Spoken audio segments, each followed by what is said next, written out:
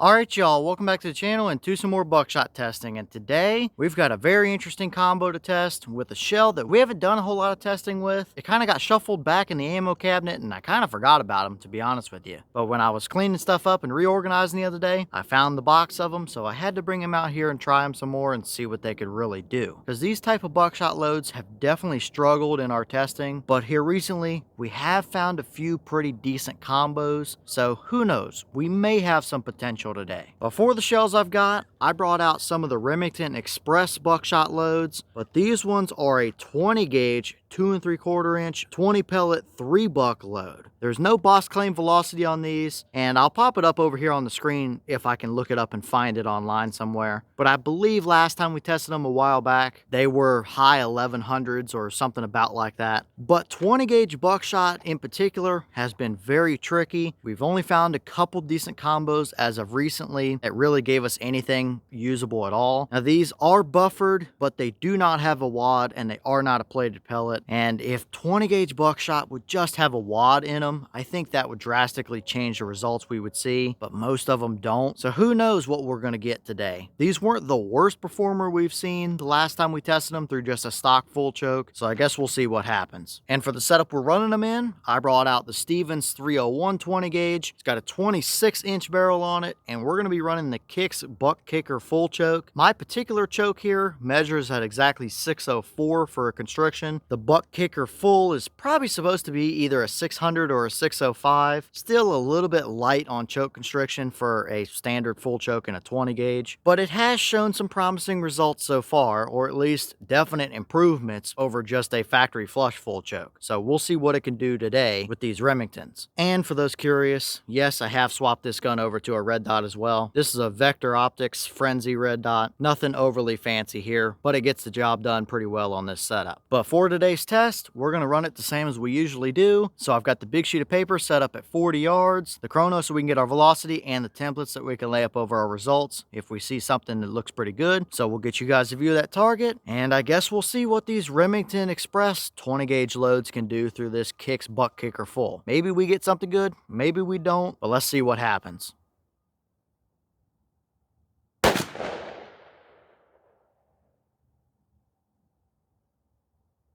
All right, that shell gave us 1137 through the chrono. Again, if I can find a claim, I'll pop it up here on the screen so you guys can see how close we are to that actual claim. But somewhere mid 1100s or so is pretty realistic for these overall. I think we might have seen 1160 or something like that the last time we tested them. So nothing out of the ordinary here. But did we actually get a decent pattern from them or not? Let's head down there at 40 and see what happened. Alright, so now we're down here at 40 yards, and we actually see some halfway decent results here. This is absolutely a usable pattern before even measuring anything, I could tell you that. Way better than what we usually see from a lot of other 20 gauge buckshot combos for sure. So that definitely tells us that that Kicks choke does help us out some. This is definitely a better result than what we had seen previously. Now the white dot was the point of aim, so we did favor a little bit high. That's not the load or choke that red dot is zeroed with, so that could be a factor as well. We had 19 pellets on the main piece of paper here, with number 20 up here just off the top edge on those older papers. So we can see our full pattern, and it's really not too bad. I did measure the farthest 2 points across, which is pretty much diagonal from that top left pellet down to that bottom right pellet. It's right at 27 inches. And I did measure as well from that top pellet up there down to the bottom. It's about 25. So it's pretty evenly spaced either way you measure it. And although 27 inches isn't anything fantastic for size purposes anyway, at least nowhere near the same as some really good performing 12 gauge buckshot loads, we have enough pellets here to get the job done through our core area. Most of our pellets are right here in a pretty centralized and even area in the middle of our pattern. So we absolutely have enough pellets that are going to be through the vitals to do the job for sure. We did throw a couple little flyers around the edges, kind of one or two over here, and obviously that one up high there as well. So it's not what I would call a perfect pattern, but it's absolutely going to be usable for sure. We're going to throw some templates up here in a second, but I'm just saying right now, before we ever even look at that, that, this would be a pretty decent kind of all-around combination if you want to use 20 gauge buck. That could do anything from just general property work, you know, groundhogs, raccoons, all the way up into the fox and coyote territory, and you could shoot a deer with that as well, and it's going to do the job. So not bad for a 20 gauge buckshot load, but we'll throw a few templates up and get a little better reference point. So first up here, we have a 10-inch circle. I did favor it a little bit high so we can actually see what our legitimate core looks like since our pattern was high. And we had 9 pellets within a 10-inch circle at 40 yards. That's almost half of the load. And it's a decently even spread of pellets in there as well. Maybe a little bit thinner down towards the bottom, but really not bad at all. 9 pellets of 3 buck at mid 1100s going through a 10-inch circle at 40. That's going to be plenty capable of whatever you would want to use these shells for. So not bad at all for our core area. We've seen way worse for sure.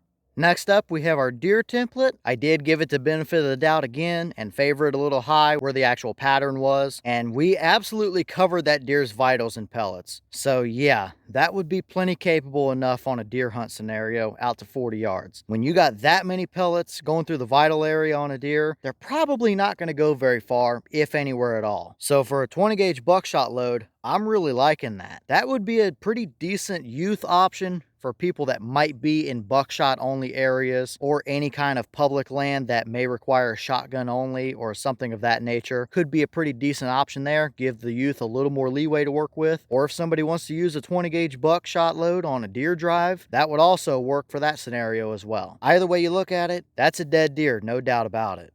And finally, here is our hog template. 20 gauge 3 buck probably wouldn't be my first choice for hogs, but in the right scenarios, it would still be capable of getting the job done. So that'll give you a reference if you're a pig hunter that wants to use these in that scenario. But this template also tells us a little better story on what it would look like for a coyote hunter as well. A coyote would be a little bit smaller than this hog template is. And yeah, you would obviously be hitting them with a good handful of pellets out to 40 yards. And that would be some nasty coyote medicine all day long right there. Gives you a little bit of leeway if they're kind of ducking and darting around behind bushes and stuff, but you're still going to be hitting them with a good number of pellets just about no matter where you hit them with that pattern. So really, for a 20 gauge buckshot combo, that's one of the better ones that we've seen. I didn't have too high of hopes coming into it, but I figured there was a possibility we could get something decent, and here we go. I don't know that we can ask for a whole lot better than that, realistically speaking, from most 20 gauge buckshot loads, but at least this one is plenty usable enough for a wide variety of different situations. You could run that for home defense. You could run that from a property gun. You could run that on a deer hunt scenario. Doesn't really matter. It would do the job. So it's really pretty decent, all things considered. Not the tightest, not the most even, maybe not perfect overall, but plenty capable enough, which is something we can't say for most 20 gauge buckshot loads.